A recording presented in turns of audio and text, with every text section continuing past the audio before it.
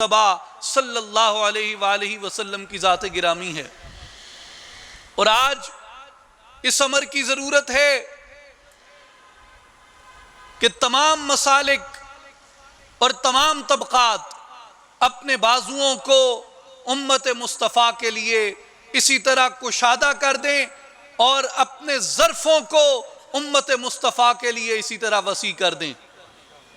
اور میرے خیال میں اس سے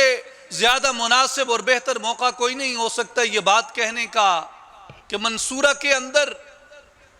میلاد النبی صلی اللہ علیہ وآلہ وسلم پہ ایک عظیم الشان نمائندہ کانفرنس ہو رہی ہے، اور میرے بھائی، میرے عزیز، میرے محترم میاں مقصود احمد صاحب نے آپ کے سامنے یہاں نعرہ تکبیر بھی بلند کیا،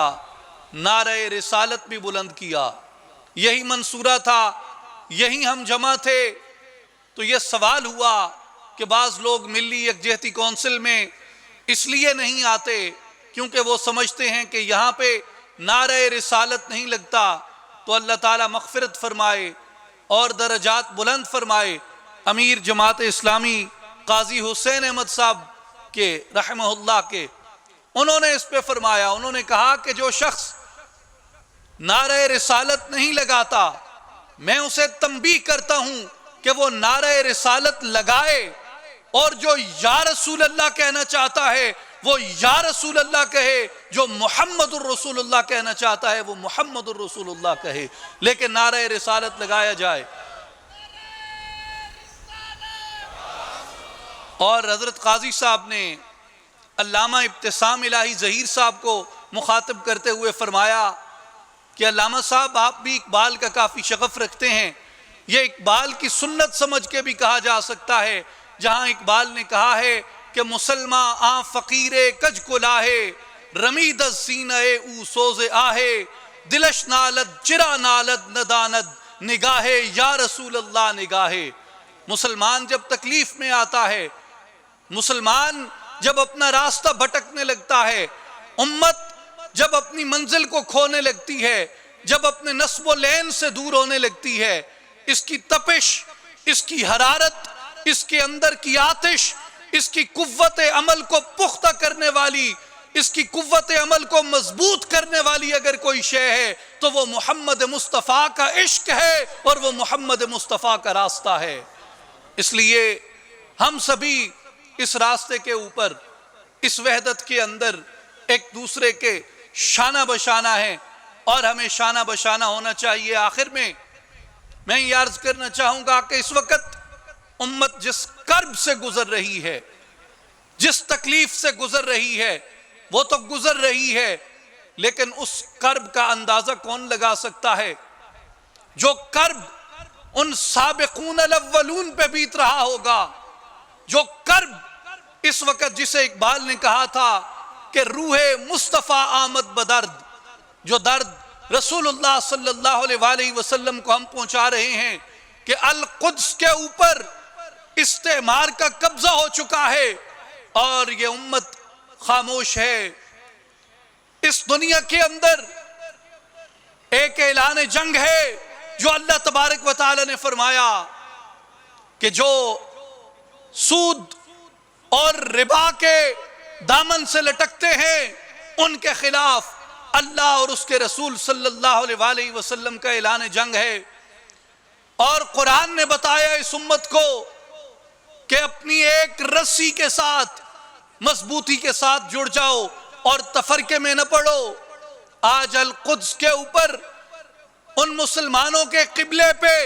جدھر سید الانبیاء صلی اللہ علیہ وآلہ وسلم اپنا روح زیبہ فرما کے نماز ادا فرماتے رہے، جہاں سے آپ کے سفر سعادت کا آغاز ہوا، جہاں آپ اس لقب سے ملقب ہوتے ہیں کہ آپ امام الانبیاء ہیں، جہاں انبیاء کی جماعت پیچھے کھڑی ہے، مصطفیٰ کریم ان کی امامت فرما رہے ہیں، آج اس مقام پہ استعمار کا قبضہ ہے۔ اور آج جس کے خلاف اللہ نے اعلان جنگ کیا،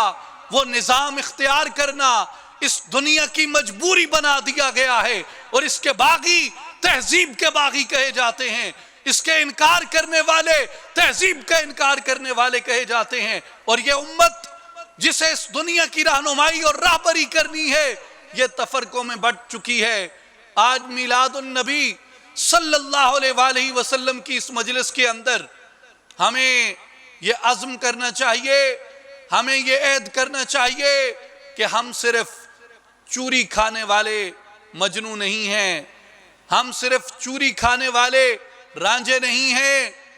ہم عاشق مصطفیٰ ہیں،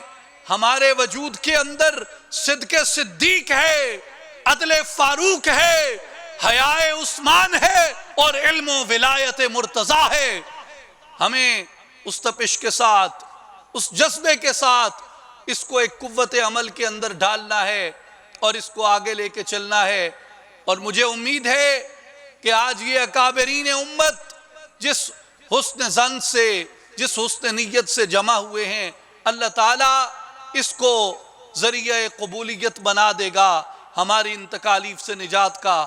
میں معین الدین محبوب قریجہ صاحب کو بھی مبارکباد پیش کرتا ہوں اور امیر جماعت اسلامی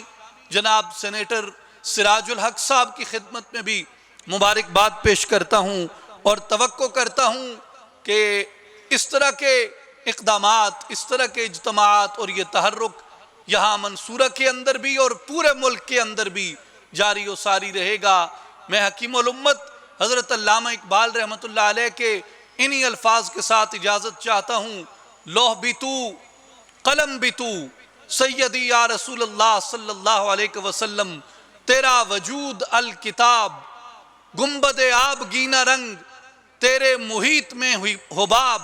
شوکت سنجر و سلیم، تیرے جلال کی نمود، فقر جنید و با یزید، تیرا جمال بے نقاب، تیری نگاہ ناز سے دونوں مراد پا گئے، عقل غیاب و جستجو، عشق حضور و اضطراب، شوق تیرا اگر نہ ہو یا رسول اللہ صلی اللہ علیہ وسلم، شوق تیرا اگر نہ ہو، میری نماز کا امام، میرے قیام بھی حجاب، میرے سجود بھی حجاب۔ وآخر دعوانا ان الحمدللہ رب العالمین۔